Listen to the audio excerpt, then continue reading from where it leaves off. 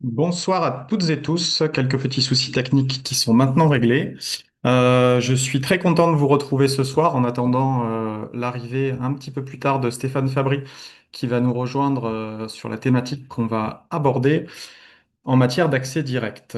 Vous êtes déjà une bonne partie à être arrivés. Le temps de lancer tout ça, ça va nous permettre d'avoir les derniers arrivants qui nous rejoignent.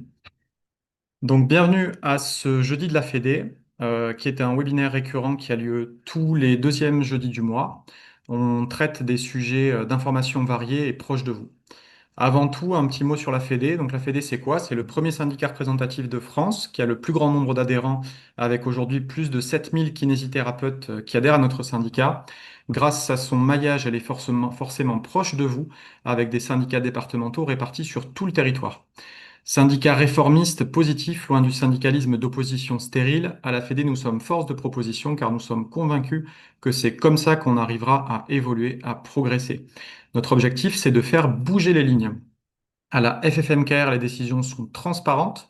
Vous pouvez participer directement aux choix politiques via les congrès dans les assemblées générales de vos départements qui ont lieu tous les ans depuis maintenant plus de 60 ans. La Fédé, c'est une grande équipe animée par la même envie d'aider chaque kiné, pas moins de 22 conseillers fédéraux qui travaillent dur pour faire évoluer notre profession. Des réunions, des commissions, des groupes de travail pour faire émerger de nouvelles solutions et également du lobby auprès des parlementaires, du Sénat, de l'Assemblée nationale et des fonctionnaires des différents ministères.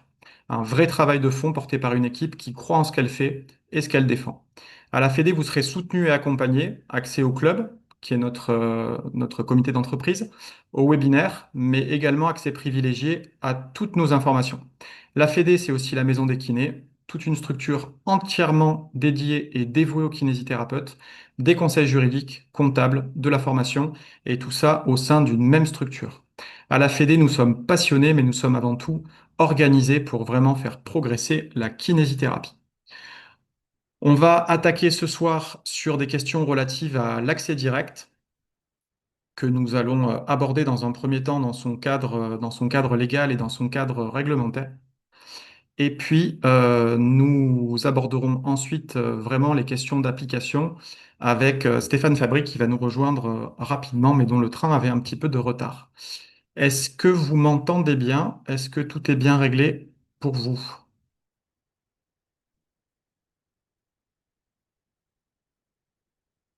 Ouais, ça a l'air d'être OK. Super.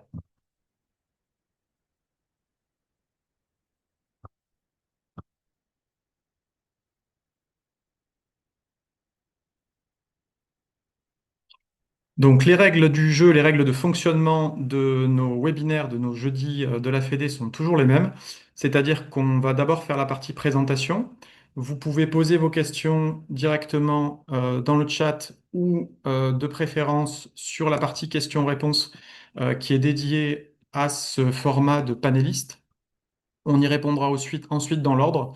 Et puis l'objectif, ce sera bien entendu surtout de nourrir vos questions, de nourrir vos réponses, d'apporter un maximum d'informations et d'éclairage pour que vous soyez tous le plus à l'aise possible avec le sujet que nous abordons ce soir.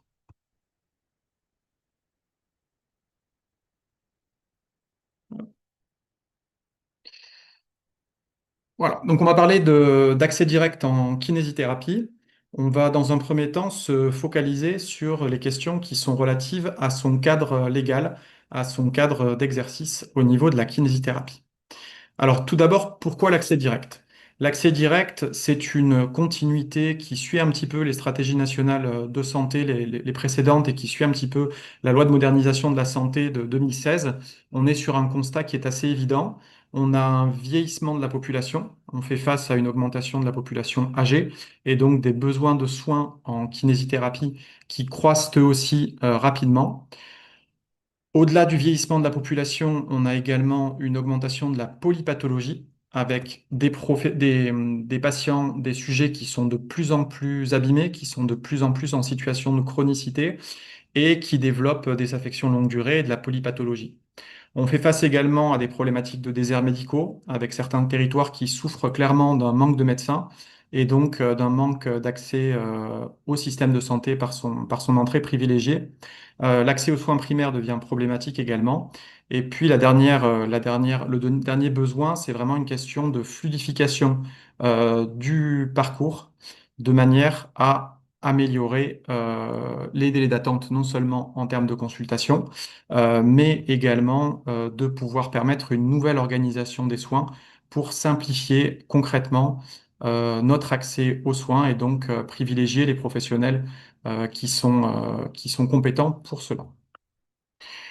L'accès direct, ce sont des étapes vers l'autonomie. Donc, dans un premier temps, on a eu des protocoles de coopération qui ont été initiés en 2020 et qui sont finalement un échec, un clair, puisque dans la mise en pratique, on a eu très peu de répondants, on a eu très peu de mise en application concrète.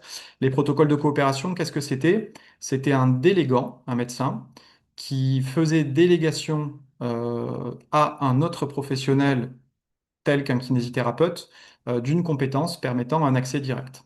La problématique principale, c'était qu'il fallait un délégant, donc déjà un médecin qui accepte de déléguer une partie du champ de compétences, mais également des délégués avec des forfaits qui étaient assez peu importants. On avait 25 euros à partager entre le kiné sur l'accès direct et le médecin qu'il devait consulter dans les jours qui suivent. C'était un petit peu une usine à gaz et c'était assez peu efficient. Sur ces protocoles de coopération, on avait deux thématiques qui étaient concernées, la lombalgie et l'entorse de cheville. C'est malgré tout une première ouverture vers l'autonomie, puisque ça faisait partie des premiers textes qui nous permettaient de recevoir un patient en première intention. Dans un deuxième temps, on a eu l'accès direct en structure, qui est inscrit dans la loi, et qui concerne les kinés qui interviennent dans des structures dédiées, dans des structures permettant de le faire. Donc là-dessus, on a deux grandes familles de structures. On avait les MSP, en termes de soins de ville.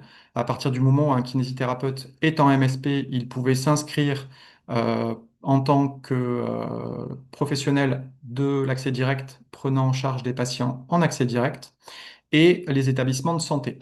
Donc, de manière concrète, depuis cette première structuration-là, si un patient arrivait par exemple dans votre EHPAD, dans votre foyer d'accueil médicalisé, dans votre maison d'accueil spécialisée et tous les autres SMS dont on peut parler, si ce patient-là n'avait pas d'ordonnance et n'avait pas de diagnostic préétabli, il y avait déjà la possibilité d'avoir recours à l'accès direct auprès de lui dans des conditions qu'on va voir par la suite. L'ouverture la plus récente, c'est l'expérimentation à travers les CPTS, qui sera une expérimentation certainement sur 5 ans, donc on est plutôt sur une échelle 2025-2030. C'est un test à l'échelle territoriale, donc on a 20 départements pilotes et j'imagine que vous êtes nombreuses et nombreux à faire partie de ces départements et à venir chercher plus d'informations ce soir dans ce webinaire-là. Et du coup, on a donc cette volonté de l'ouvrir de manière beaucoup plus large, avec comme condition principale celle d'être adhérent d'une CPTS et de s'inscrire sur des registres auprès de l'Agence régionale de santé, mais on y vient dans la deuxième partie de la présentation. Un accès direct, cet accès direct se fait à compétence constante. Donc la problématique qu'on a surtout eue, notamment des médecins, notamment des prescripteurs, c'était la crainte de voir un accès direct qui changeait la place et la compétence du professionnel. Ici, on est dans un accès direct qui ne change pas vos compétences professionnelles. On reste dans du diagnostic en kinésithérapie. On n'est pas dans du diagnostic étiologique. On ne cherche pas à nommer une pathologie, à en définir la forme, mais on cherche à savoir si on répond ou non à nos compétences professionnelles en tant que kinésithérapeute pour sa prise en charge. Donc on reste vraiment dans notre champ de compétences. On n'a pas de délégation de tâches médicales, à la différence des protocoles de coopération, comme je l'indiquais tout à l'heure, avec un délégant et avec un délégué. Et nous ne sommes pas dans des compétences médicales qui sont le champ de la pratique avancée. Donc, pour rappeler un petit peu de quoi il s'agit, les protocoles de coopération, j'en ai parlé. Les pratiques avancées, c'est le fait d'avoir la possibilité, pour une profession qui n'est pas médicale, d'avoir une compétence médicale limitée dans un champ bien précis, dans un champ médical. Et du coup, ça, c'est ce qu'on appelle la pratique avancée. Là, dans l'accès direct, c'est pas le cas. On reste vraiment sur nos compétences cœur métier, c'est-à-dire établir un diagnostic en massokinésithérapie et définir si le patient est répondant ou non, correspond ou non a des nécessités de prise en charge de kinésithérapie et si les compétences du kinésithérapeute sont adaptées d'un point de vue fonctionnel, du point de vue de leur finalité, à la prise en charge de ce patient. Au niveau de la temporalité, on va remettre un petit peu le cadre légal, le cadre législatif pour qu'on soit bien au clair là-dessus. Donc, en mai 2023, nous avons la loi RIST 2, pardon, qui donne l'accès direct dans les établissements et dans les structures coordonnées. Il faut attendre juin 2024 pour avoir la publication du décret d'application précisant ces modalités pratiques. Et enfin, le 11 juin 25, à travers le PLFSS 2025, le lancement de l'expérimentation en CPTS. Donc ça reste tout récent. C'est une évolution structurelle majeure pour la profession, mais qui reste toute récente.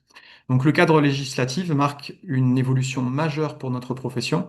Il reconnaît notre expertise et notre rôle central dans le parcours de soins. Gardez bien également en ligne de mire qu'on se retrouve dans une conjoncture dans laquelle on va vivre peut-être une des périodes depuis la fin des années 2000 dans laquelle il y a le moins de médecins par habitant, de moins de médecins traitants, le moins de généralistes par habitant, ce qui pose une vraie problématique d'accès aux soins et qui nécessite pour des professions, excusez-moi sur le diapo qui tourne, et qui nécessite pour des professions qui en ont la compétence de recevoir des patients directement, d'éviter de la perte de temps, d'éviter de l'errance thérapeutique et surtout de permettre de leur apporter les bons soins si les nôtres le sont dans un instant le plus pratique et le plus adapté possible. Pourquoi est-ce que ça va transformer nos pratiques? Donc il y a plusieurs champs qu'on peut voir à travers ça. Dans un premier temps, c'est la question du premier contact. Le kinésithérapeute devient dans ce cas-là le premier professionnel consulté. Le deuxième point, c'est celui du triage clinique qui va nécessiter une évolution précise pour éviter les erreurs de prise en charge. Donc là-dessus, on parle vraiment de questions de compétences et de questions de montée en compétences dans le triage clinique. Enfin, on se pose souvent la question d'obligation de résultat. Eh bien, on en a une quand il s'agit de la réorientation du patient, en cas notamment d'absence d'amélioration significative ou en cas de détection de drapeau rouge. Donc on va reprendre un petit peu cette diapo pour qu'elle soit bien claire pour tout le monde avant d'avancer. Le premier contact, on en parle déjà. Au final, vous allez être nombreuses et nombreux à indiquer que, en tant que kinésithérapeute, vous avez déjà pris l'habitude de recevoir des patients, euh, souvent en accès direct, hein, le patient que vous avez pour une autre thématique, pour une lombalgie, pour une épaule, qui se fait une entorse de cheville le week-end. Il a quand même tendance à la séance suivante de vous demander de regarder ce qu'il en est. Et habituellement, vous lui dites s'il y a besoin d'une prise en charge ou pas et vous le redirigez vers le médecin pour avoir une ordonnance. Donc vous voyez que c'est quelque chose qu'on fait déjà souvent. C'est comme le patient que vous avez déjà eu qui se fait mal le week-end au sport ou dans une pratique de bricolage ou une activité à la maison et qui vous appelle le lundi matin un peu en panique en vous demandant si vous pouvez jeter un œil à ce qu'il a. Le triage clinique a été ajouté dans le référentiel formation de 2015, donc ça devient une compétence qui est plus évidente pour nos jeunes diplômés pour les professionnels de santé diplômés le plus récemment. Pour les plus anciens, vous avez déjà cette habitude du triage clinique et de l'utilisation de nos diagnostics et de nos tests cliniques. Mais l'idée, ça va être vraiment d'avancer dans ces compétences-là, d'exploiter vraiment des éléments evidence-based pour nous permettre de trier au mieux et d'éviter les erreurs de prise en charge. À ce niveau-là, on va donc favoriser des tests qui représentent des bonnes valeurs prédictives par rapport à des gold standards. Et donc là-dessus, on s'intéressera aux statistiques de nos tests cliniques pour savoir si quand on réalise le test et qu'il est positif, il a une vraie valeur positive, et si quand il est négatif, est-ce qu'il a une vraie valeur négative.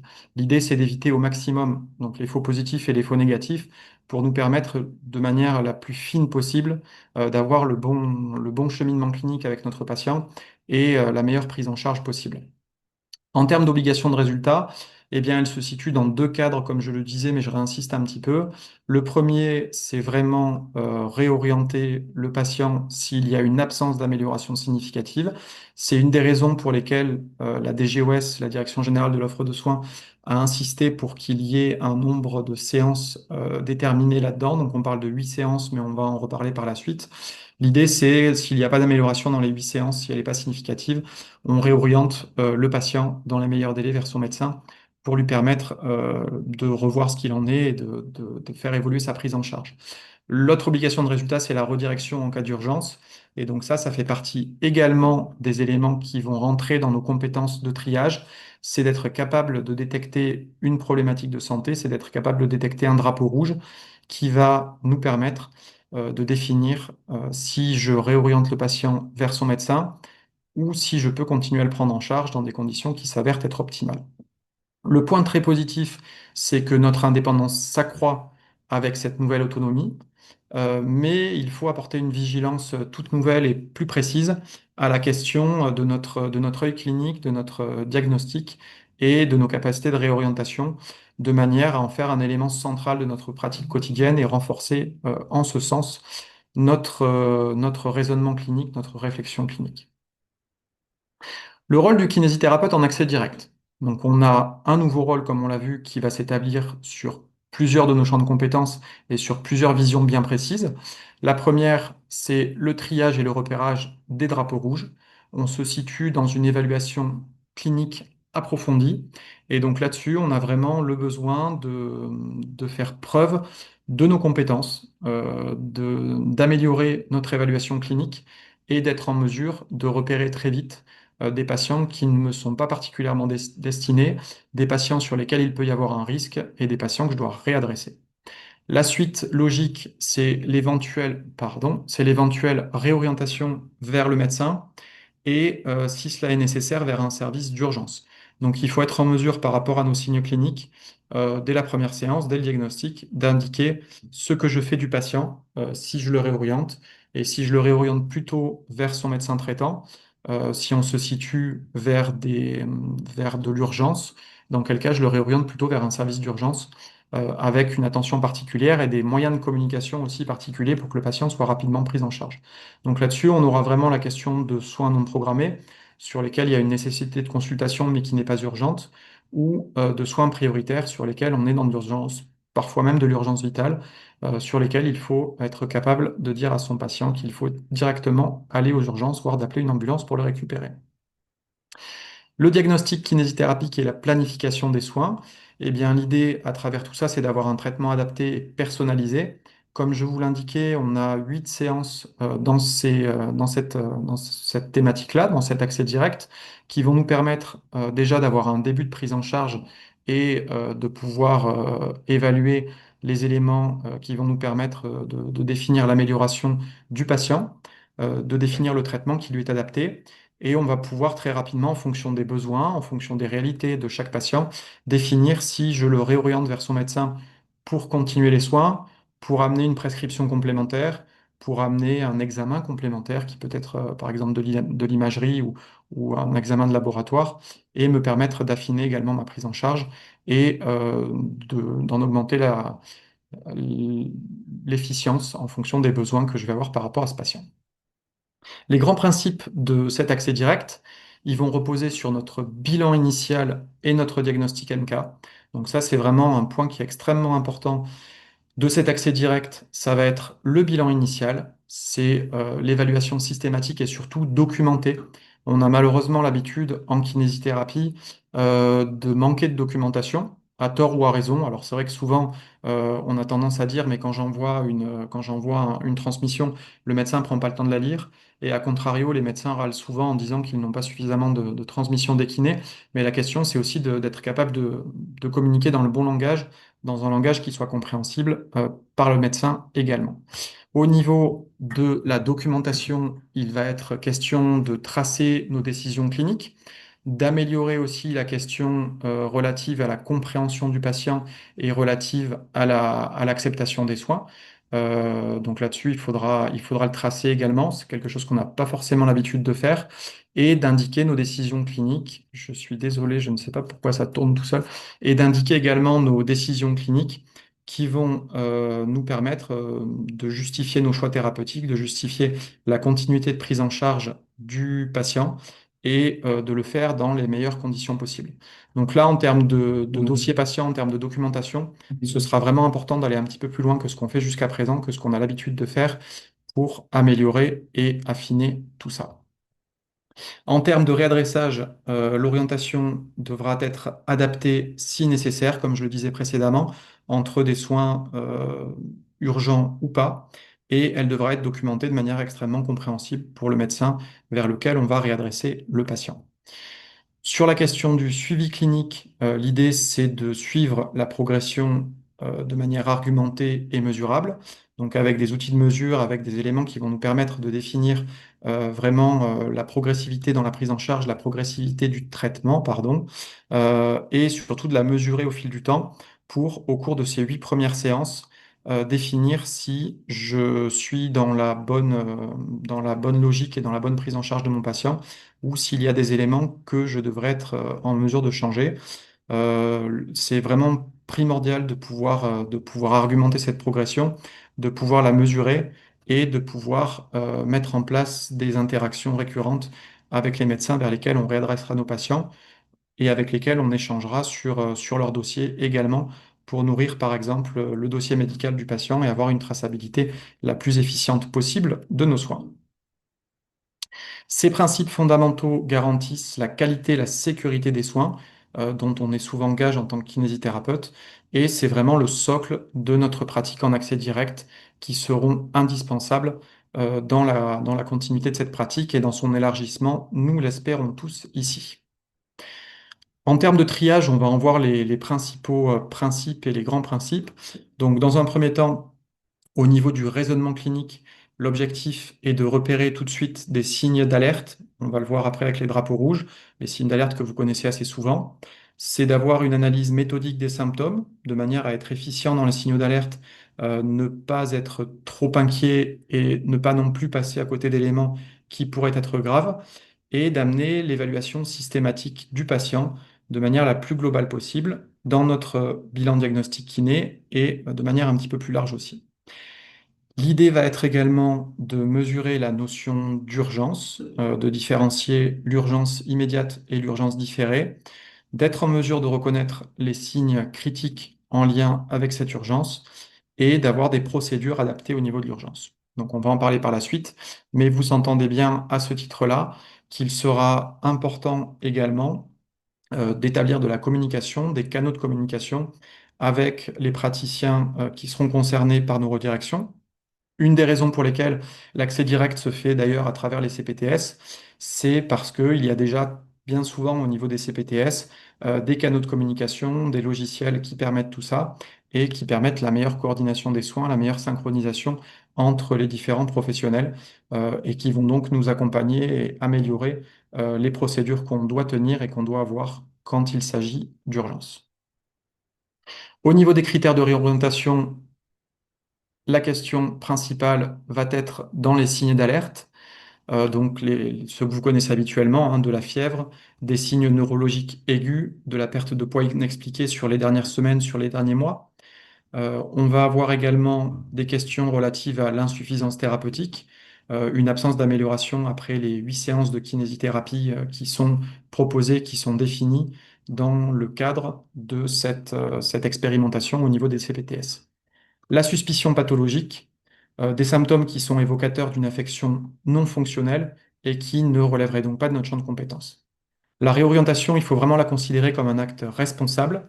C'est cette réorientation qui va garantir la prise en charge optimale du patient dans des délais qui sont appropriés, sans perte de chance, puisque justement c'est tout l'inverse qu'on souhaite à travers cet accès direct, et donc permettre de garantir vraiment la prise en charge optimale dans les bons délais et de favoriser la réorientation.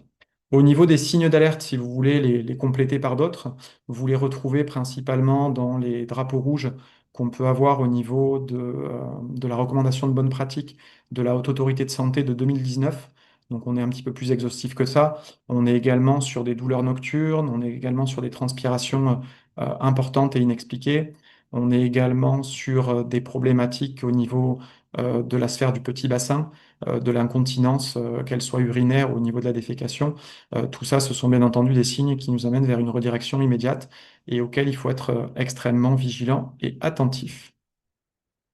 Quelques exemples de drapeaux rouges. Donc, on a les signes neurologiques aigus, tout ce qui va se situer dans des déficits moteurs soudains qu'on va identifier, des troubles sensitifs qui ne sont pas expliqués et qui sont bien exprimés par le patient, les dysfonctions sphinctériennes, j'en parlais, On va avoir tout ce qui est douleur thoracique au niveau cardio, avec des irradiations vers le bras, vers la mâchoire, l'association de douleur thoracique avec de la dyspnée et l'apparition de dyspnée, de douleur thoracique sans lien à l'effort, euh, de manière assez courante. On a également des questions relatives aux céphalées, par exemple les céphalées inhabituelles, avec un début brutal, avec une arrivée en coup de tonnerre, avec des déformations du visage qui sont présentes notamment, et vous pensez assez rapidement à des problématiques d'AVC, ou encore avec des problématiques de troubles visuels. Je vais juste sortir une seconde du PowerPoint pour vérifier si Stéphane nous a rejoint. Je vous prie de m'excuser. Je suis là. Il est là. Eh bien, je te laisse reprendre la parole.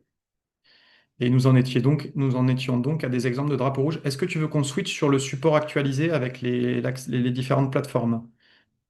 Ou est-ce que tu veux finir là-dessus? J'ai pas le micro. Non, j'ai mon support, donc il faut juste que je puisse partager mon écran.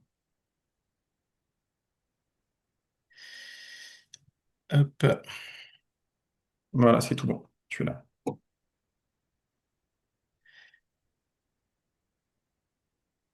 Alors.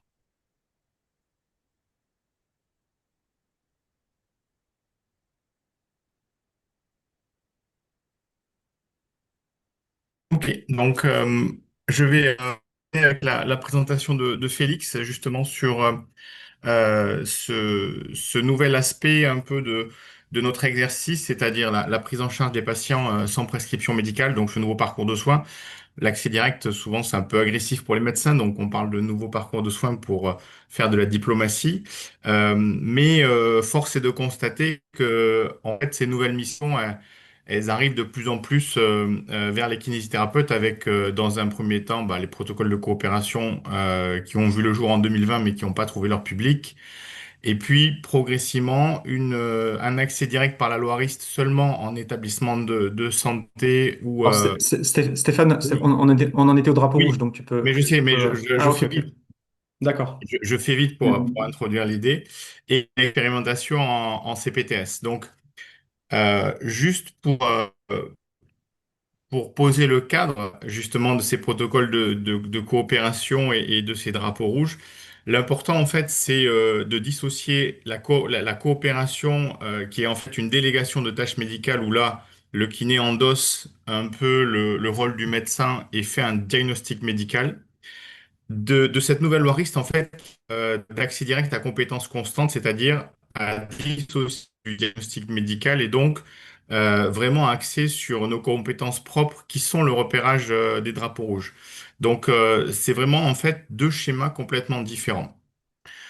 Donc, je pense que ça, tu as déjà parlé de la démographie et du rôle aujourd'hui qu'on va avoir dans les nouvelles missions. Et c'est vrai que ce qui va un petit peu nous impacter, c'est qu'il va y avoir aucun filtre entre nous et le médecin.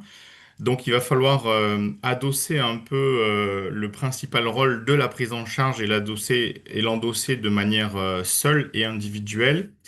Ce qui va en fait augmenter certes l'autonomie et l'indépendance, mais ce qui va augmenter un peu une forme de responsabilité et de pression parce que au-delà de l'obligation de moyens qu'on a sur la prise en charge, il va y avoir aussi une obligation presque de résultat sur le triage et l'orientation. Donc, ce triage et cette orientation, bien sûr, il va y avoir comme principale compétence la maîtrise des drapeaux rouges. Et puis, quand le professionnel sera sûr et persuadé que le bon traitement pour le patient sera celui de la rééducation, bah, dans ces cas-là, on pourra mettre en place justement un programme de rééducation après avoir fait un diagnostic kinésithérapique à dissocier du diagnostic médical qui, lui, est un diagnostic plutôt nosologique.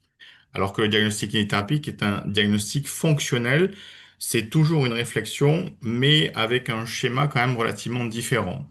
Et dans certains cas, il y aura matière à réorienter le patient, alors que ce soit une réorientation immédiate dans le cadre de repérage de drapeau rouge précoce, mais parfois, ça peut être une réorientation tardive en l'absence de résultats, puisque comme Félix a dû vous l'expliquer, cette loi RIST ou cette expérimentation permet de réaliser 8 séances de rééducation si le patient n'a pas eu de diagnostic médical. Mais parfois, il y a aussi des orientations qui sont un peu plus complexes. Et donc, on verra tout à l'heure l'intérêt de promouvoir cet accès direct, toujours en collaboration avec le médecin. La pire des choses qui puissent nous arriver, en fait, c'est de partir seul bille en tête et de s'isoler justement de la possibilité de se coordonner et de collaborer avec les médecins. Donc en fait, les éléments essentiels pour cette réorientation, c'est bien sûr la maîtrise des drapeaux rouges, mais qui nécessite au préalable la compétence du raisonnement clinique. Parce qu'en fait, maîtriser les drapeaux rouges, c'est assez simple, hein, c'est une liste, il faut les connaître.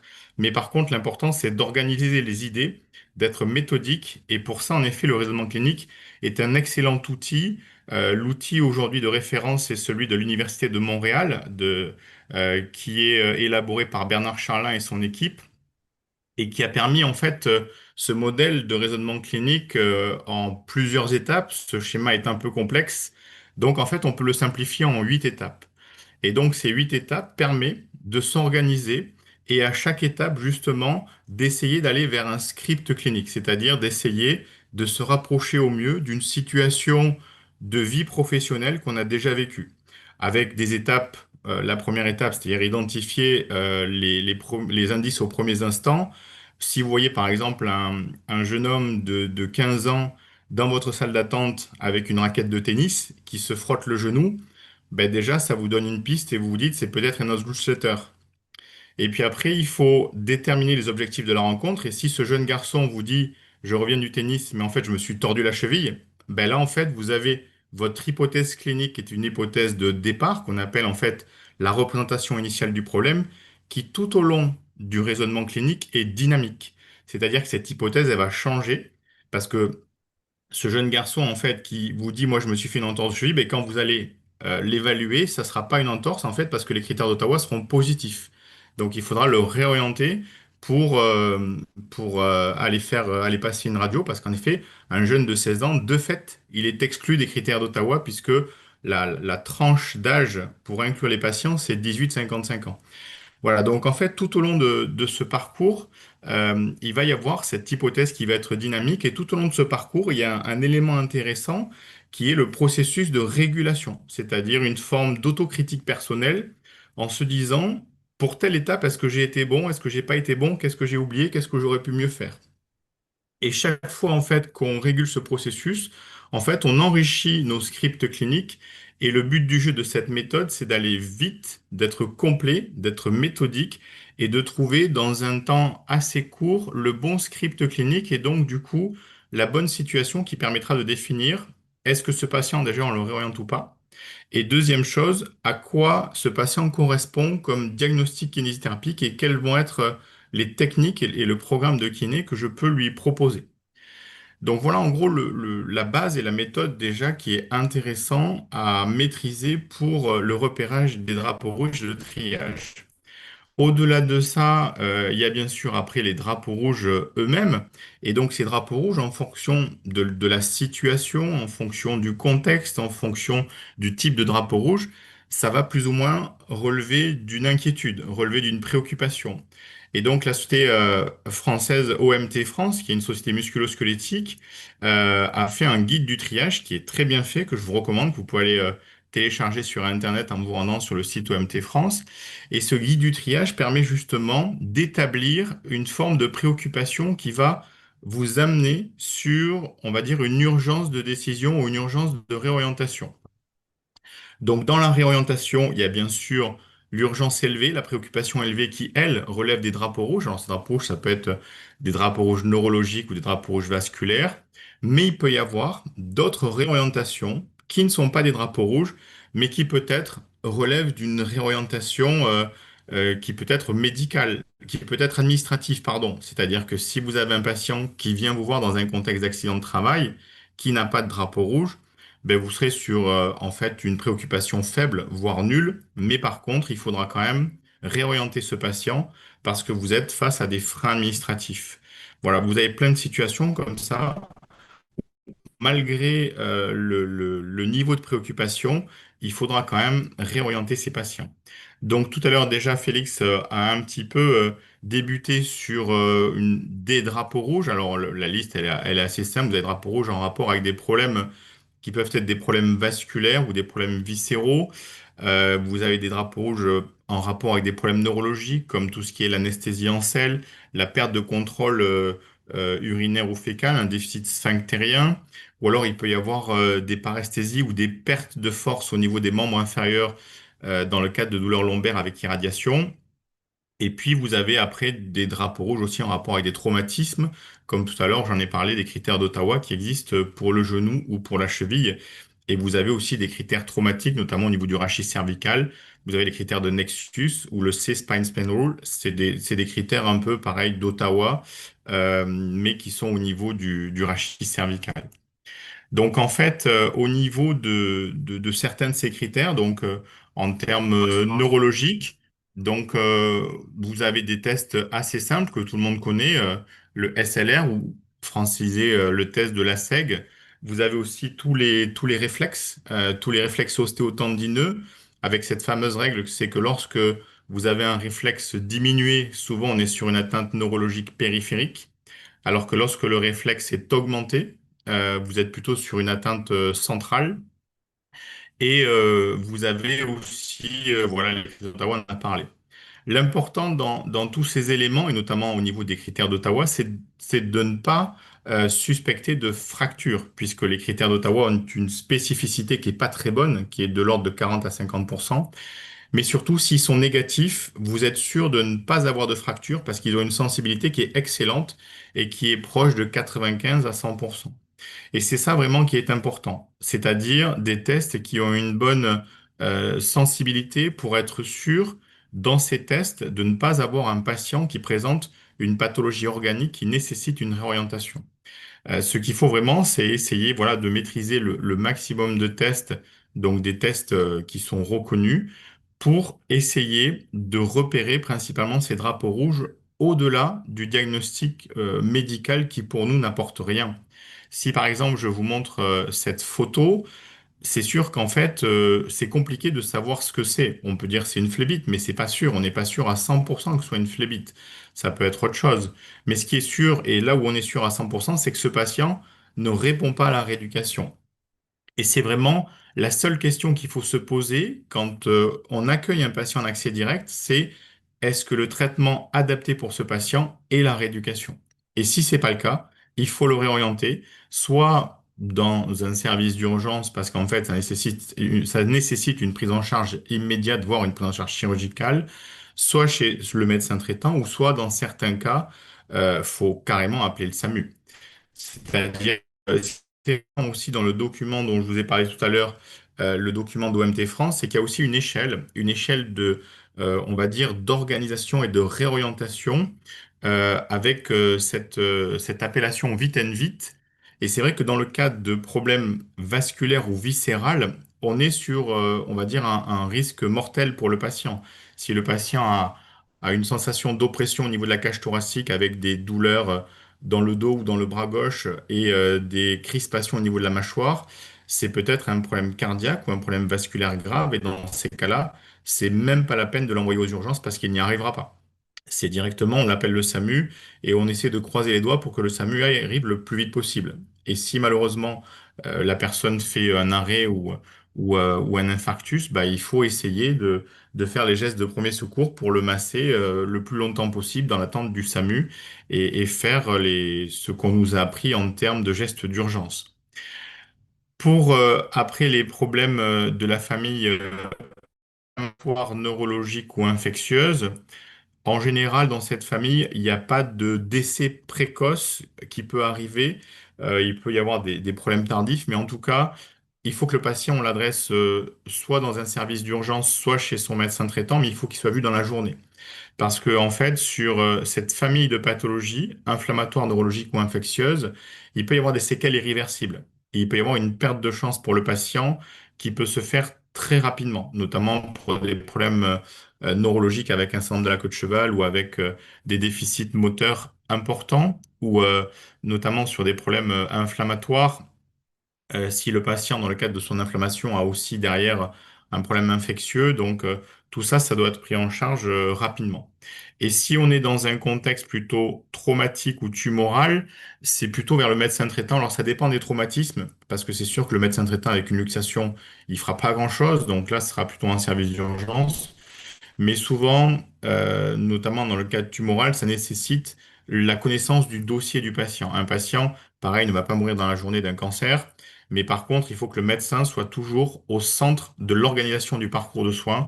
Et donc, il faut toujours essayer de raccourcir les délais, les prises en charge et de s'adresser au médecin traitant dans les bonnes conditions. Mais pour ça nécessite de la coordination, c'est-à-dire la communication, c'est ce que vous transmettez au médecin traitant régulièrement tous les jours, mais la coordination, c'est un temps qui est pris, que ce soit en CPTS ou en MSP, et ce temps qui est pris, 1 heure, 2 heures, on se voit, on boit un café, on se regarde dans les yeux et on se dit comment on va travailler ensemble, qui fait quoi, et quels sont les patients qui vont peut-être être réorientés de manière systématique vers le service d'urgence et quels sont ceux que le médecin voudra voir, lui, quelles que soient les situations. Et cette coordination, c'est vraiment le travailler ensemble, c'est vraiment quelque chose de précieux qui est presque un prérequis à la mise en place de l'accès direct. Si en fait les kinés partent tout seuls dans leur coin sans pour autant avoir collaboré avec le médecin et avoir décidé de savoir quelle sera la bonne stratégie pour justement mettre en place cet accès direct, il y aura des échecs, il y aura des écueils. Et comme on est dans le cadre d'une expérimentation, l'expérimentation sera un échec et l'accès direct sera juste en fait une espèce de chimère qu'on aura vue pendant quelques années et qui nous sera passée sous le nez. Il y a aussi un élément important sur lequel on nous attend. Cet élément, ça peut être les critères d'inclusion ou les diagnostics d'inclusion. Alors, diagnostic, j'aime pas trop ce terme parce qu'il est souvent plutôt médical. Donc, on va le remplacer par les situations d'inclusion. C'est-à-dire que vous n'allez pas pouvoir rééduquer tous les patients qui se lèvent le matin avec mal au dos et qui ont la bonne idée d'aller chez le kiné parce qu'ils ont mal au dos. Parce qu'en fait, ces patients, sinon, vous allez être noyé et rapidement, vous ne pourrez plus assurer en fait justement l'intérêt de cet accès direct et donc l'offre de soins et l'amélioration de l'offre de soins. Donc pour ces patients, bah, il y a des recommandations professionnelles. L'accès direct nécessite de suivre les recommandations professionnelles et souvent, dans la lombalgie, on a une évolution spontanée dans 2 à 4 semaines. Donc, ces patients, dans le cadre de l'accès direct, souvent, pour bon nombre d'entre eux, il faudra les voir, les évaluer et, comme le précisent les recommandations, leur donner des exercices à faire à domicile et peut-être les revoir dans 2 à 4 semaines ou éventuellement les revoir si la situation se dégrade. Mais si la situation ne se dégrade pas, bah, il faut suivre les recommandations, les rassurer et faire en sorte qu'ils fassent de l'activité physique de leur côté. Parce que sinon, rapidement, ça va être une embolisation des cabinets de kinésithérapie et on ne sera pas dans notre rôle pour favoriser l'accès aux soins. Tous ces éléments, que ce soit des éléments de drapeau rouge, des critères de réorientation, des éléments de non-indication à la rééducation, bah, il va falloir les collecter, il va falloir les mettre dans le dossier médical du patient. Alors le DMP, pour l'instant, c'est pas encore complètement au point. Mais au moins, il faudra essayer toujours d'avoir cette transmission avec le médecin traitant pour la pathologie ou pour le reste. Parce que c'est sûr que, par exemple, dans l'accès direct, et Félix a dû vous préciser que pour les patients qui ont déjà un diagnostic médical et qui sont en capacité de le documenter, l'accès direct n'a pas de limitation de séance. Donc, si vous recevez demain un patient qui vous présente une situation d'ALD de Parkinson, vous pouvez le rééduquer, bien sûr, sans limite de séance. Mais par contre, vous pouvez vous être confronté à un patient qui n'a pas vu de neurologue ou de médecin depuis 4 ans et qui en fait n'a pas du tout de suivi au niveau de son traitement médicamenteux. Et donc dans ces cas-là, le médecin, c'est votre assurance vie. Parce que vous pouvez vous retrouver justement avec ce patient que vous prenez en charge, vous lui faites une évaluation, vous l'envoyez au médecin, le médecin vous appelle et vous dit oui, ça serait peut-être pas mal que je le voie parce qu'en fait, ça fait 4 ans que je l'ai pas vu au niveau de son traitement, peut-être qu'il faut faire le point. Ce qui m'est arrivé il y a pas longtemps, c'est de prendre en charge en fait une jeune patiente avec une entorse de cheville qui n'avait pas de critères d'Ottawa, qui n'avait pas de signe de drapeau rouge ni de besoin de réorientation. Mais le médecin m'appelle en fait dans l'après-midi et me dit, tu sais, il faudrait que je la voie quand même parce que c'est une patiente qui a un risque suicidaire.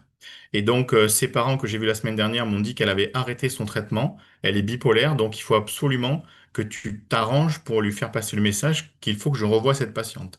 Il peut y avoir plein de situations comme ça où le médecin sera vraiment, en fait, l'assurance vie et l'assurance sécurité de la bonne mise en place de l'accès direct et surtout pour nous, d'une sécurisation de notre pratique.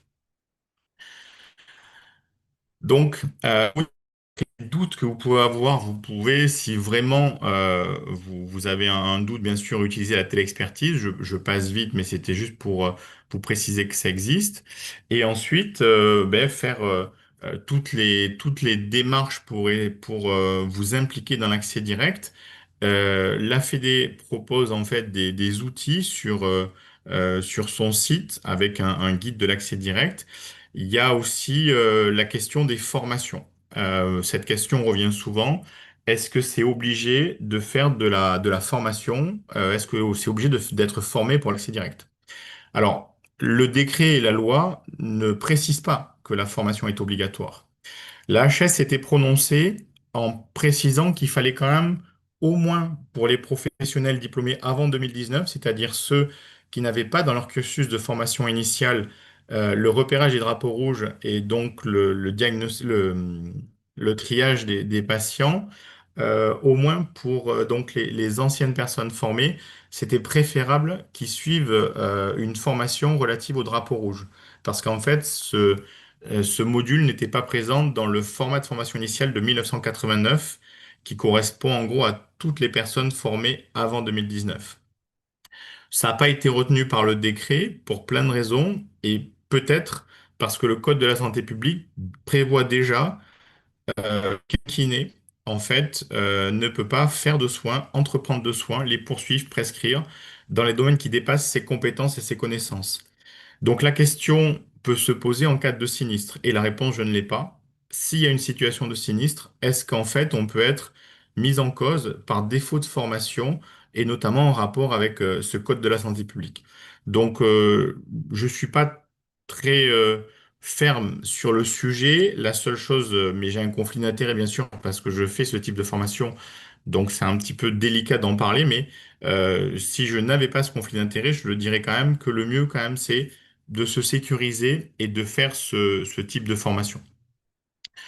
Donc, pour qu'on voit aujourd'hui que ce qu'on attendait depuis quasiment 60 ans, c'est-à-dire l'indépendance, c'est-à-dire une autonomie de la kinésithérapie, cet élément, on l'a à portée de main. On l'a à portée de main de manière généralisée dans 4 ans, si cette expérimentation se passe bien, et on essaie de faire le maximum pour solliciter l'ensemble des kinésithérapeutes concernés par soit l'accès direct en MSP, soit l'accès direct en expérimentation dans les 20 départements d'être aujourd'hui le plus engagé dans cet accès direct et le plus engagé dans les meilleures conditions, avec bien sûr cette communication qui est un prérequis indispensable à l'accès direct, mais surtout prévoir aussi des temps de coordination, aller discuter avec les médecins.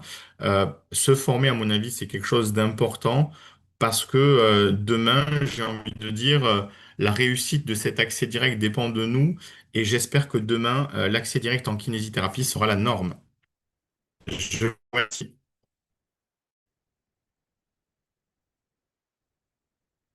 Il y a un petit point du coup, Ah, Stéphane, oui. il y a un petit point qu'on n'a pas vu qui était la question des administratives, les déclarations, la facturation. Est-ce que tu l'as? Est-ce que tu veux que je le fasse? Alors, je l'ai quelque part, mais si tu veux, je peux le faire. Enfin, fais-le, vas-y. Vas-y, je te laisse la main. Putain. Si tu Alors, le retrouves, je te laisse la main, sinon je. oui, oui, il me faut juste 5 minutes pour que je switch. Hop.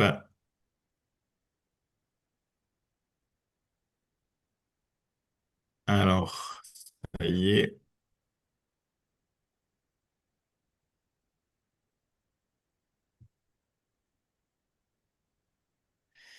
Voilà.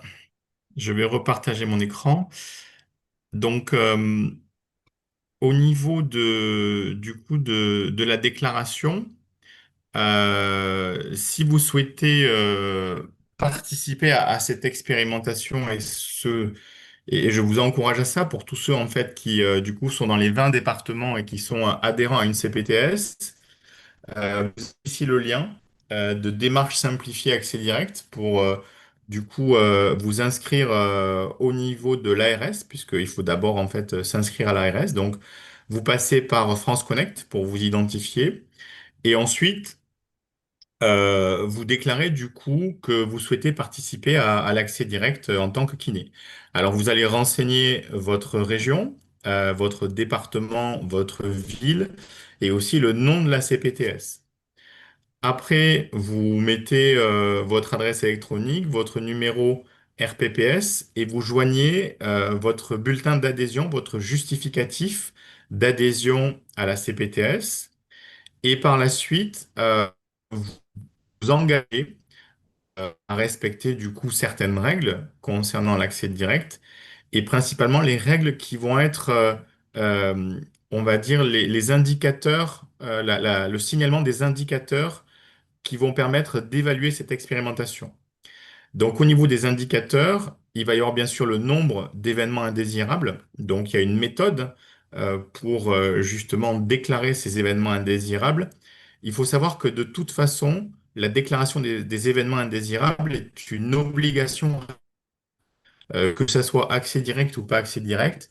Si vous arrive ce qu'on appelle un événement indésirable, alors ça peut être quelque chose d'une chute dans le cabinet, ça peut être une brûlure, ça peut être un patient en fait où vous êtes passé à côté des critères d'Ottawa et puis le patient en fait a une fracture qui se déplace, voilà.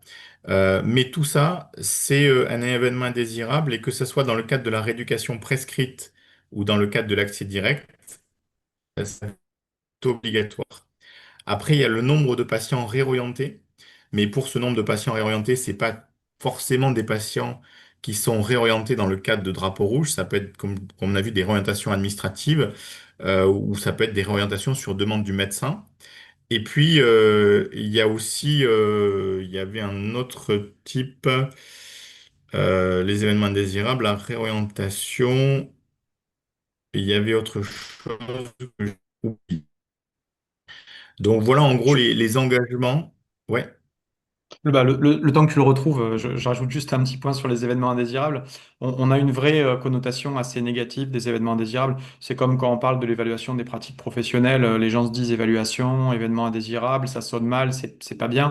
Mais pour vous donner des exemples d'événements indésirables dans le monde hospitalier, quand il y a un médecin qui est d'astreinte et qui a oublié son portable, par exemple, et qui du coup n'est pas appelé, même s'il n'y a pas de problématique auprès d'un patient, même s'il ne se passe rien, il doit déclarer un événement indésirable parce qu'il n'était pas disponible au moment où il aurait dû l'être. Donc c'est pour vous montrer qu'en fait c'est juste une question de pratique, c'est pas une stigmatisation, c'est pas pointer du doigt, c'est pas j'ai fait quelque chose de mauvais, j'ai fait quelque chose d'incompétent. L'événement indésirable est juste nécessaire, sa déclaration est juste nécessaire dans le suivi de registre épidémiologique et dans une volonté d'amélioration. Donc c'est vraiment pas quelque chose de stigmatisant, il faut vraiment que la profession se prennent en maturité sur ces questions-là et n'hésitent pas à rentrer dans ce cheminement qui fera partie intégrante de la réussite de l'accès direct aussi. Et puis ensuite, ben, vous déposez le dossier et vous pouvez après vous lancer dans l'accès direct. Donc le nombre de séances, je pense que vous l'avez abordé. En termes de remboursement, le remboursement en fait c'est le même, que ce soit par l'assurance maladie, que ce soit par les mutuelles. Donc tout est pareil, hein, le remboursement est le même. Dans le cadre de la facturation, ce qu'il faut, c'est du coup, vous n'avez pas besoin de fournir de prescription, vous n'avez pas besoin de télétransmettre un justificatif. Vous télétransmettez sans justificatif. Et pour le numéro de prescripteur, vous mettez votre propre numéro ADELI, celui avec lequel vous prescrivez des cannes, des bas de contention, des chevillères. Voilà, c'est votre propre numéro ADELI. C'est pas du tout le numéro générique qu'on utilise pour le renouvellement de prescription. Le renouvellement de prescription, c'est un numéro générique national. Là, c'est votre propre numéro ADELI. Et si vous voyez que ça coince, que votre logiciel n'accepte pas parce qu'en fait, il lui faut une pièce jointe scannée, ben, vous scannez une feuille blanche. Voilà. Après, souvent, c'est Pour se lancer au début, l'idéal, c'est d'essayer de voir à 48 heures, par exemple, deux, trois créneaux de libre. Et puis, si vous voyez que la veille, les deux, trois créneaux sont pas pris, que vous avez des créneaux de vide, ben souvent, comme un peu tout le monde, on a des listes d'attente. Vous appelez deux, trois patients en liste d'attente et vous dites, ben voilà, si vous voulez, je peux vous voir demain à telle heure et vous remplissez votre agenda comme ça. Souvent, il y a pas de trou, il n'y a pas de problème pour remplir l'agenda. Mais vous allez voir que ça peut aller très vite parce que si vous commencez en fait à le faire savoir, à collaborer, à vous coordonner avec les médecins, les pharmaciens, les infirmiers, si vous avez une CPTS ou une MSP très dynamique, rapidement en fait, les médecins vont vous confier les soins non programmés. Souvent, ça commence par les soins non programmés de traumatologie légère. Voilà. Ou si les patients en fait viennent que pour des problèmes de prescription, alors que ils savent très bien que le kiné fera un très bon bilan kinésithérapique, les médecins ne s'embêtent pas avec de la paperasse inutile et vont directement vous réorienter les patients comme les pharmaciens. Donc après, vous pouvez aussi dynamiser l'accès direct en faisant des liens ou des formes de partenariat avec les différents établissements qui sont on va dire, dans votre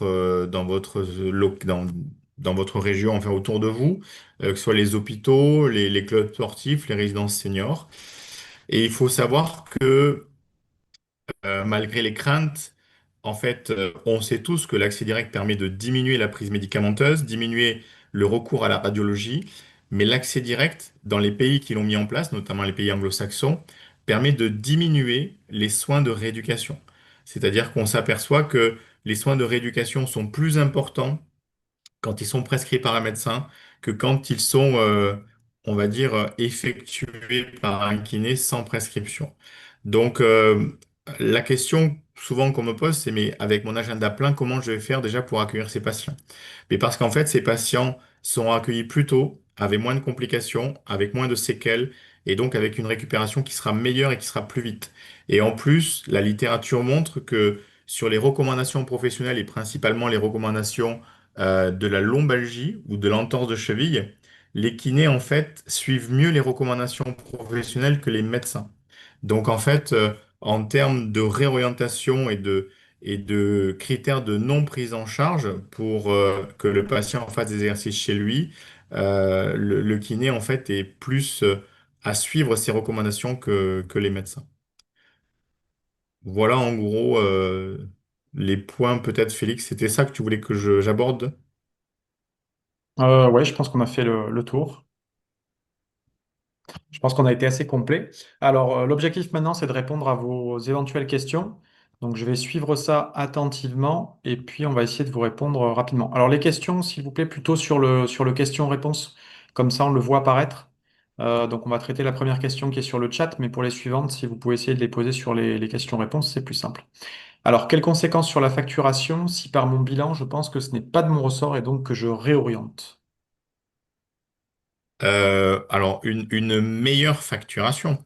Parce que si vous êtes compétent méthodique et que vous avez de plus en plus l'expertise de l'accès direct, vous allez gagner du temps et en gros, vous allez pouvoir caler votre bilan plus un début de séance. C'est-à-dire que quand on voit le patient pour la première fois, la grosse partie de la demi-heure, elle est bouffée par le bilan et il y a peut-être un résidu de temps qui reste pour la séance de rééducation qui n'est pas la plus importante lorsqu'on voit le patient la première fois. Donc cette demi-heure et ce bilan, en termes de facturation, ben, ça sera facturé de mémoire, c'est 40,23 € ou 43,03 €, je sais plus. Mais bon, cette demi-heure sera facturée de l'ordre de 40 € et quelques. Et puis, si ce patient, vous le voyez après en rééducation, cette demi-heure va être facturée de l'ordre de 18 euros. Donc, en fait, en termes de facturation, on prend le cas d'une réorientation, ben, vous lui facturez une séance et un bilan, et donc après, vous le réorientez. La séance de rééducation, ça peut être la mise en place du protocole RICE, c'est-à-dire que si vous avez un patient où vous avez un doute sur des critères d'Ottawa, les critères d'Ottawa n'empêchent pas de mettre en place le protocole RICE ou d'immobiliser le patient pour qu'en fait ce patient aille passer sa radio dans de bonnes conditions. Alors j'ai direct, j'aurais pu dire peace and love, j'aurais dû dire price, police, tout ce que vous voulez. Mais il y a toujours ces premiers soins qui font partie de la thérapeutique assimilable à une séance de rééducation. Donc du coup, si vous avez, j'ai envie de dire, dans la matinée, 5 personnes qui viennent avec des douleurs de dos et que ces personnes, vous en réorientez 3 chez le médecin parce que il y a des drapeaux rouges, mais qu'après les 2 autres, eux, vous les réorientez chez eux en faisant des exercices, ben, en fait, vous avez 5 fois une demi-heure à 40 euros. Je trouve que c'est quand même plus rentable que 5 fois une demi-heure à 20 euros ou 18 euros. Donc cette réorientation, voilà, sur le plan pratique, c'est la même facturation que ça soit réorienté ou pas. Alors ensuite, on a Corinne qui nous dit, merci Stéphane pour la réponse. Du coup, on a Corinne qui nous dit, pour ma part, je préfère être en conformité et me former pour être le plus à l'aise possible. Merci Corinne pour le témoignage. On va peut-être juste rappeler les deux obligations de résultat, les deux obligations de résultat dans l'accès direct, qui se situent donc au niveau de la réorientation et qui se situent au niveau d'une réorientation pour urgence ou pour non-efficacité du traitement dans le délai des 8 séances. Au-delà de ça, il n'y a pas d'obligation de résultat, mais on ne peut que rejoindre Corinne, et moi, j'ai pas de conflit d'intérêt, donc je le dis, allez vous former au drapeau rouge. En l'occurrence avec Stéphane, une super formation qui vraiment vous permettra de refaire le point et d'être beaucoup plus à l'aise dans le début de cette activité. Sur la question suivante, alors ça je mets, hop.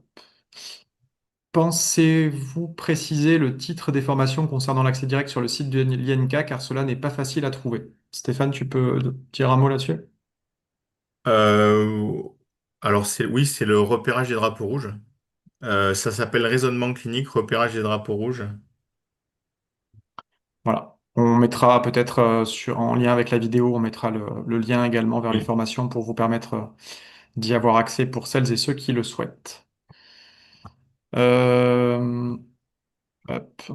Alors, la question suivante était, quel est l'intérêt, selon vous, de l'accès direct au-delà de la reconnaissance de notre profession à assumer finalement plus de responsabilités sans que cela soit accompagné d'une valorisation financière? Bon, Alors, je je crois vais que prendre. Stéphane en a parlé en partie de la valorisation financière, mais Ouais, mais je vais être plus vicieux, si je peux. Euh, je vais prendre ma casquette syndicaliste. En 2013, ça me rajeunit pas, j'ai assisté à un congrès où j'ai vu un économiste de la santé qui s'appelait Frédéric Bizarre. Et donc, il nous a bien expliqué, et il avait pas tort, hein, que de toute façon, dans l'état actuel des choses, d'une part, les revalorisations allaient être compliquées, parce que plus ça allait, et ça c'était en 2013, plus ça allait, plus les dépenses en santé allaient se tendre, et plus ça allait, plus la population vieillissante allait utiliser d'autres dépenses en santé. Donc ça, c'est la première chose. Et la deuxième chose qu'il nous avait dit, c'est que le problème de la kinésithérapie, c'est que on est une profession de premier recours, mais pas en première ligne. Donc en fait, ceux qui arrivent le mieux à négocier, c'est ceux qui ont la capacité de nuisance la plus élevée, notamment les médecins. Et c'est eux qui s'en sortent le mieux. Donc en fait, il faut voir la revalorisation en 2 temps. Aujourd'hui, on est beaucoup mobilisé pour ces problèmes de revalorisation, on est très actif pour ces problèmes de revalorisation. Mais force est de constater que malgré tout l'énergie qu'on met, on est quand même un peu moins bien écouté que les médecins, probablement parce que notre capacité de nuisance aujourd'hui, elle est quand même relativement diminuée par rapport à celle des médecins. Mais si demain, on se retrouve une profession de premier recours directe, sans l'interface des médecins, et que pour des problèmes de revalorisation, on dit on pose le stylo, et si on pose le stylo, tous les patients se retrouvent chez des médecins qui ont perdu l'habitude de voir ces patients, qui sont déjà encombrés, ou si on les envoie tous dans les services d'urgence et qu'on met les hôpitaux à genoux, je pense que l'oreille du ministère sera pas la même. Je pense que l'oreille de la caisse d'assurance ne sera pas la même, et je pense que les revalorisations qui s'en suivent ne seront pas les mêmes. Donc, je pense que pour la jeune génération, cet accès direct, c'est tout simplement leur capacité demain de négocier avec non pas un petit crayon, mais avec un gros stylo qui tâche.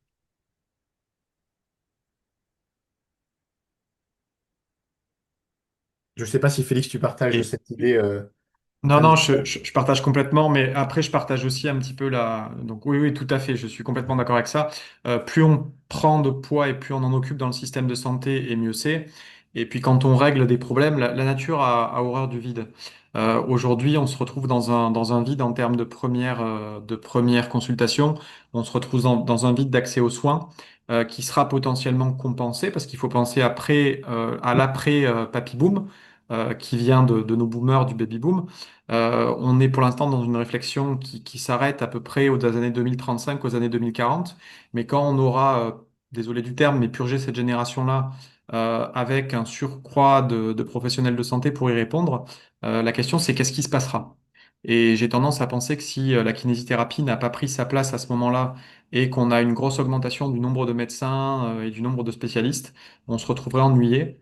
Donc, c'est vraiment important d'occuper cette place aussi rapidement. C'est pas que de la responsabilité, c'est aussi de la valorisation à moyen terme de la profession et tout simplement sa survie aussi dans la place qu'elle occupe dans le système de santé.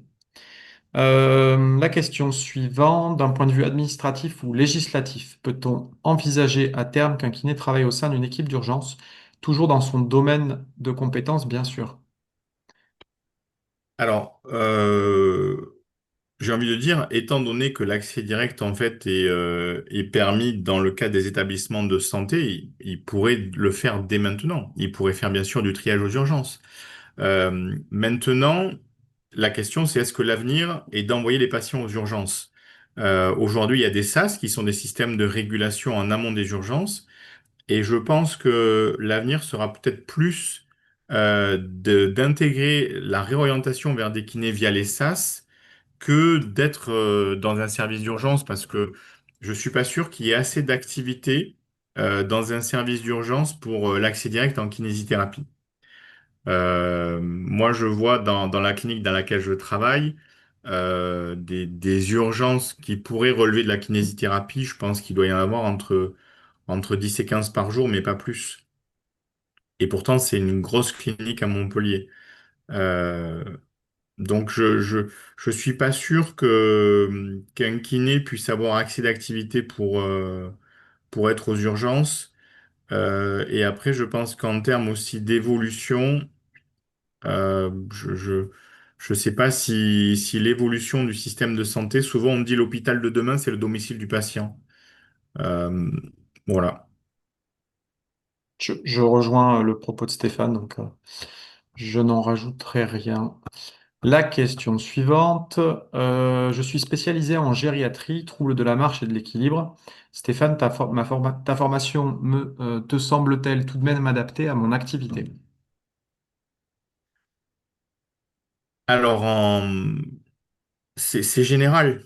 C'est général, c'est-à-dire que c'est sûr que moi j'ai un historique orthopédique, mais en fait le raisonnement clinique il est transversal. Il peut aller de la pédiatrie à la gériatrie en passant par le musculo-squelettique, l'urogynéco. Voilà, c'est le raisonnement clinique en fait c'est un format plus en rapport avec les sciences en santé qu'en rapport avec un champ d'exercice. Après, le repérage des drapeaux rouges, là aussi, en fait, il est général.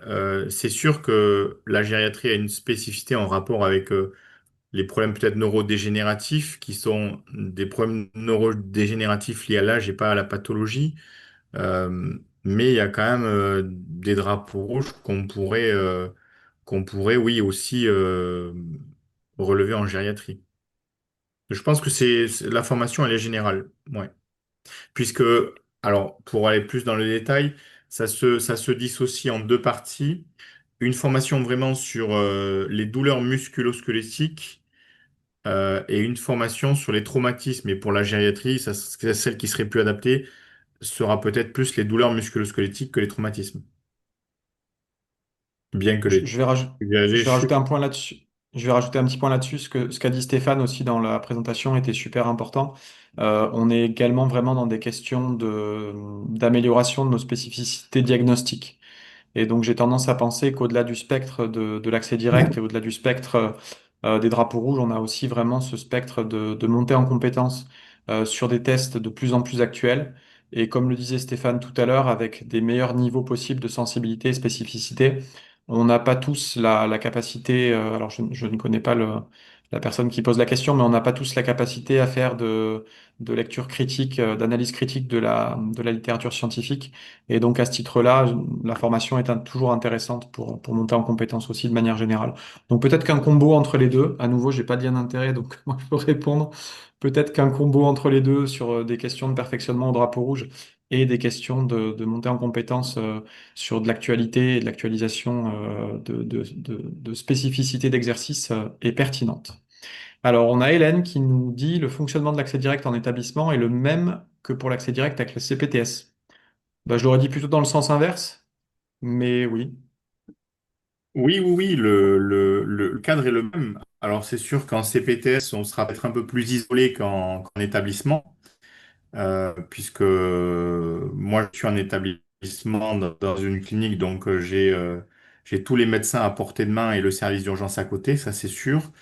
Après quand même, mais ça c'est hors accès direct, hors kinésithérapie. Moi je suis ostéo depuis 2007. Donc de la réorientation, j'en ai un peu l'habitude parce que l'ostéo, c'est pas énormément, ça doit être 20% de mon activité parce que je fais que les urgences et le reste, j'aime pas ça. Je trouve que pour les douleurs chroniques, l'ostéopathie, c'est une mauvaise orientation. Et dans les patients que je vois, j'en ai peut-être un sur deux qui ne relèvent pas de l'ostéopathie. Et même il y a des patients, je leur dis, je peux rien pour vous, rentrez chez vous, je vous fais même pas payer parce que ça se justifie pas.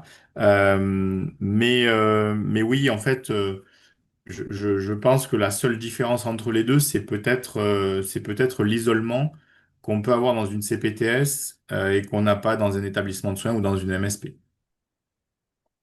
C'est ce que je disais avant que Stéphane nous rejoigne et que je pense être important. Dans la CPTS, on a de plus en plus aujourd'hui de logiciels et de systèmes de communication partagés. En effet, il faut vraiment aller là-dessus parce que si c'est pour faire de l'accès direct simplement parce qu'on est dans la CPTS mais on participe pas au conseil d'administration, on échange avec personne et qu'on reste un petit peu dans son coin en dehors d'une adhésion annuelle, c'est pas forcément la genèse et c'est pas forcément l'intérêt de l'accès direct. Donc à ce titre-là, il est vraiment important de coopérer, de s'intéresser, de se rapprocher et d'avoir des liens les plus étroits possibles pour construire son réseau professionnel et faire de l'accès direct une réussite. Ouais, en fait, c'est ça, c'est-à-dire que pour la réorientation, et ça, c'est vraiment un message fort de la Fédé, on souhaite faire l'accès direct avec les médecins parce que le jour où on en a besoin, faut pas qu'ils nous tournent le dos, ou faut pas qu'ils nous disent, t'as voulu faire le mariole en faisant ton accès direct sans nous en parler, machin, tout ça. Maintenant, ben, tu te démerdes avec ta bouse, quoi. Et ça, voilà. Donc, je sais que il y a disent on a le go, on y va, et puis maintenant on fait l'accès direct à fond les ballons. C'est la pire des choses parce que tôt ou tard on aura besoin de réorienter des malades. Tôt ou tard on aura besoin de collaborer avec les médecins. Donc autant s'organiser de suite pour que la personne isolée en CPTS, s'il lui arrive un patient avec le besoin d'une réorientation, ben déjà tout est cadré, tout est établi et ça se fait dans les meilleures conditions. Alors ensuite, on va prendre encore quelques questions pour nous amener tranquillement jusqu'à 10 heures. Peut-on faire de l'accès direct aux soins pour des problèmes spécifiques en vestibulaire dans le cadre d'un cancer du sein et refuser les patients avec des problèmes suite à un traumatisme, j'imagine? Alors, le code de déontologie prévoit qu'on peut refuser un patient, on peut refuser des soins. On n'est pas obligé de prendre des patients. C'est-à-dire que on sait très bien qu'aujourd'hui en France, il y a eu des enquêtes, on en a fait, ou des enquêtes à la Fédé. Il y a 30% à peu près des kinés qui ne veulent pas d'accès direct. Ben, tant mieux. Et s'ils veulent poursuivre avec de la rééducation prescrite, on n'ira pas les chercher avec un fusil sur la tempe pour leur dire de faire de l'accès direct.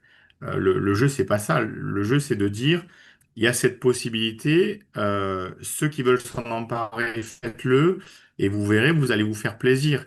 Et puis ceux qui veulent pas, mais c'est pas grave, il en faudra quand même, et tant mieux.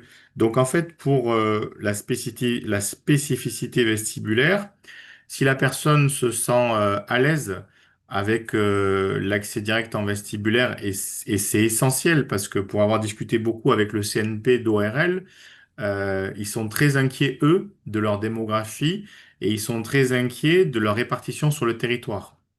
Donc en fait, ils savent que les médecins généralistes sont pas les meilleurs pour justement faire des bons diagnostics sur les pathologies IRL et ils nous disent vraiment que les kinés, et notamment les kinés qui font partie de la Société savante vestibulaire et les kinés formés en vestibulaire sont beaucoup plus adaptés à prendre ces patients en première intention.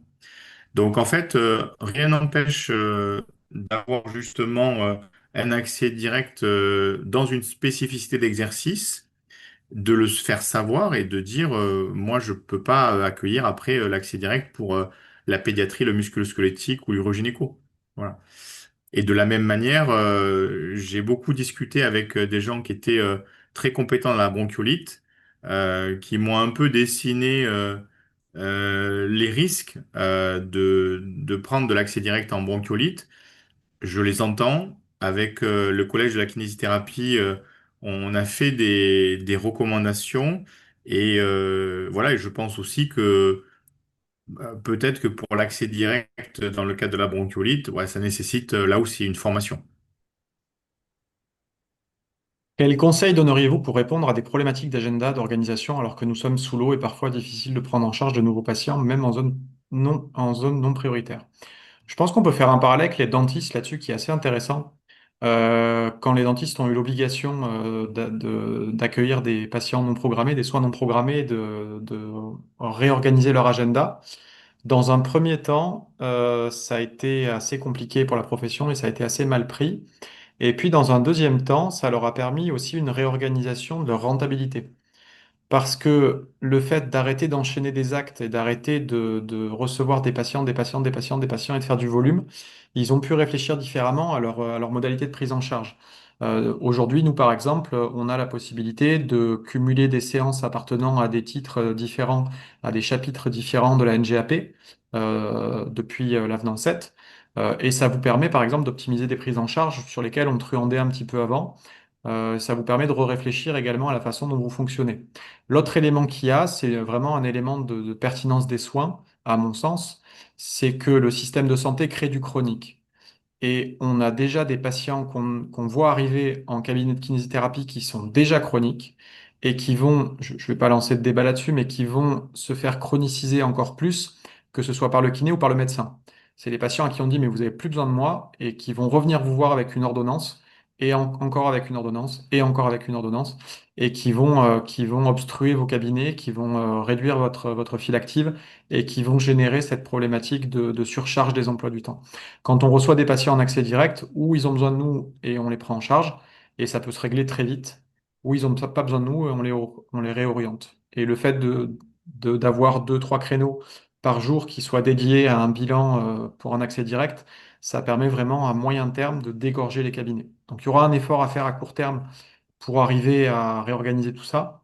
Mais à moyen terme, ça va plutôt se traduire dans des zones où on est en faible densité, pardon, de professionnels, à une meilleure organisation de son agenda et à une meilleure organisation des soins, à mon sens. Si tu veux rajouter quelque chose, Stéphane.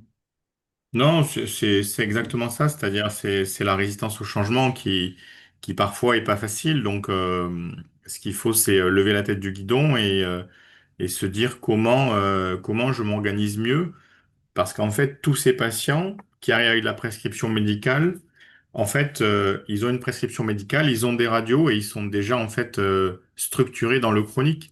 Pareil, la littérature est assez claire là-dessus.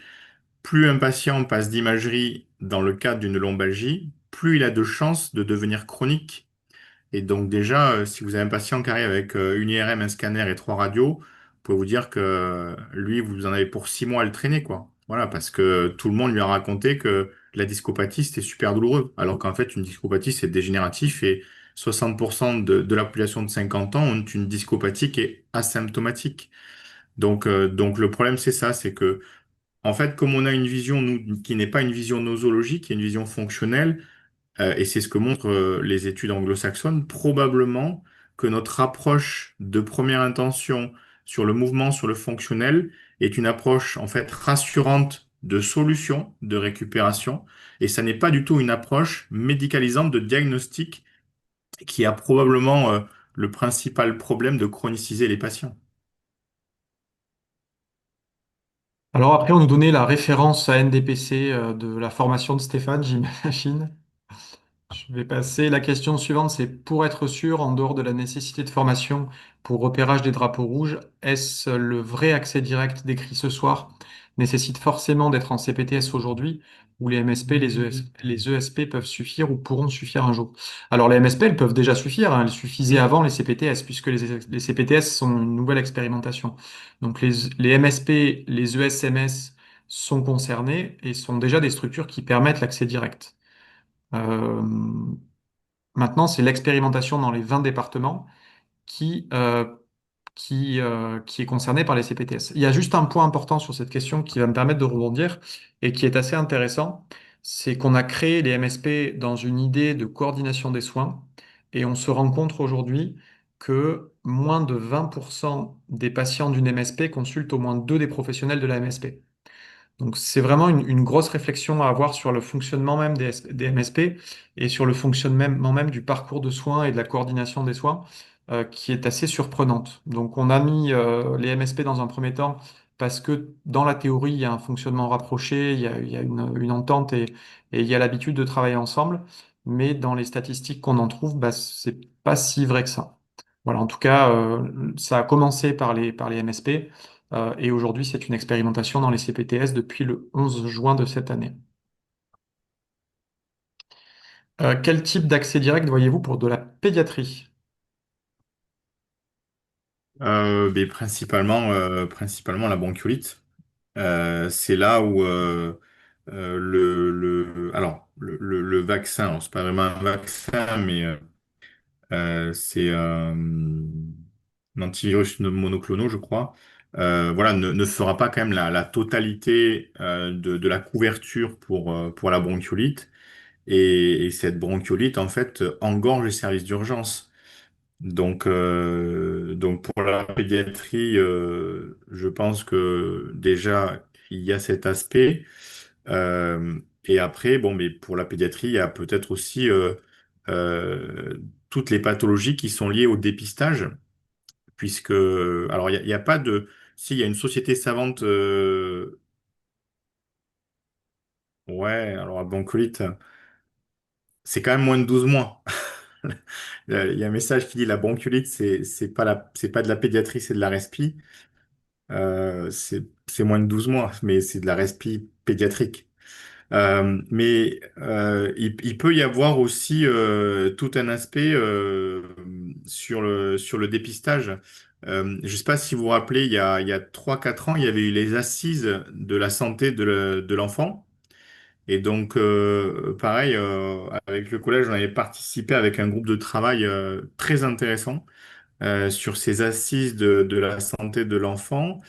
Et ce qui était ressorti, c'est le problème de manque de dépistage précoce de plein de pathologies neuro chez l'enfant.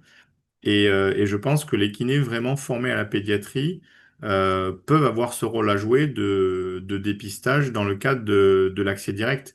Il y a même une expérimentation en Lozère, justement, où ils font ce dépistage avec des tests, parce que là-bas, ils ont vraiment des problèmes de ressources médicales. Donc les kinés se sont organisés pour faire voilà tous les dépistages des pathologies de la petite enfance. Après oui, les plagiocéphalies bien sûr parce que j'ai vu que ça a apparu parce que c'est à prendre très tôt, faut pas que ça s'installe et surtout alors là je vois les problèmes qu'il peut y avoir avec certains ostéos qui bougent les os du crâne, quoi. Je tombe de la chaise quand j'entends ça. Et je comprends tous les pédiatres qui tirent à boulet rouge, voilà. Donc, donc je pense que la kinésithérapie en pédiatrie, oui, il y a une grosse place pour l'accès direct. Il y a aussi l'accès direct en ESP, équipe de soins primaires, avec des professionnels de santé de notre plus petit secteur où l'on se connaît tous. C'est vrai que dans des ESP qui fonctionnent, effectivement, enfin, ça fait partie des ESMS dans lesquels on avait l'accès direct dès la loi RIST 2. Et effectivement, c'est un mode de fonctionnement qui est tout à fait opportun.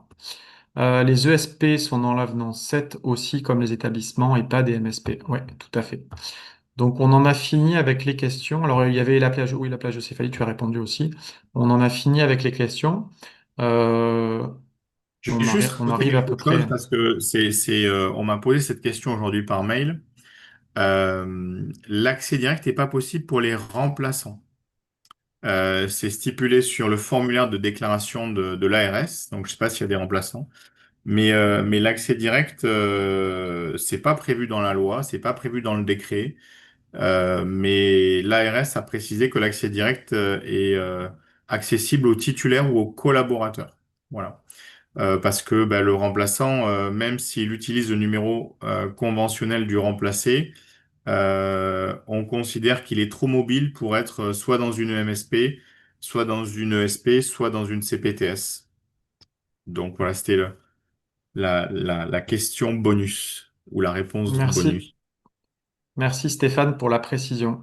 Bah, du coup, merci pour votre participation nombreuse. On vous rappelle que les webinaires, les jeudis de la Fédé sont également à retrouver en replay. Ça vous permettra de suivre également, de revoir les points si vous le souhaitez. Encore désolé pour les petits soucis techniques et puis pour l'organisation de ce soir, mais je pense qu'on a permis de répondre en grande partie à vos questions et de traiter le sujet le plus globalement possible. On vous retrouve avec plaisir sur les prochains jeudis et merci à nouveau pour votre fidélité et votre participation. Bonne soirée!